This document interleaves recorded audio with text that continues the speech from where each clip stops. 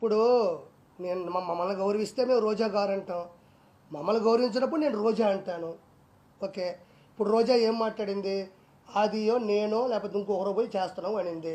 వాళ్ళేదో చిన్న చిన్న ప్రాణాలంట, చిన్న చిన్న ఆర్టిస్టులంట. ఈమెమన్నా నేషనల్ వైడ్ ఆర్టిస్టా? ఈవిడేమన్నా 15 నేషనల్ అవార్డులు కొట్టిందా? లేకపోతే 10 ఆస్కార్ అవార్డులు కొట్టిందా యువరాణి? వాళ్ళేదో చేసుకుంటున్నారు, వాళ్ళు స్వచ్ఛందంగా చేసుకుంటున్నారు.